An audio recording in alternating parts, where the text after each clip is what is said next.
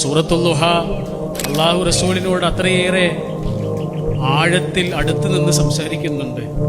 ജീവിതത്തിൽ ചിലപ്പോൾ സങ്കടങ്ങളൊക്കെ വരുമ്പോഴേ മനസ്സ് നമ്മുടെ കയ്യിൽ നിന്ന് പോകുന്നു എന്ന് തോന്നുമ്പോൾ സൂറത്തുൽ ദുഹ എടുത്തിട്ടൊന്ന് മറിച്ച് നോക്കണം.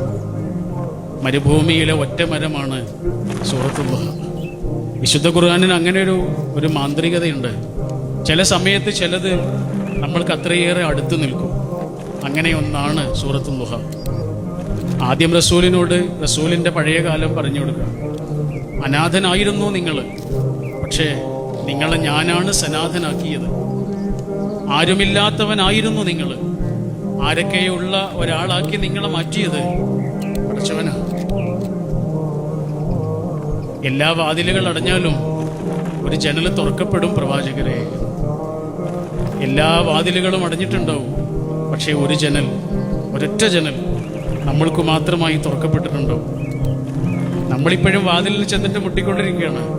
അള്ളാഹു പറയുന്നത് ജനലിലൂടെ രക്ഷപ്പെടാനാ.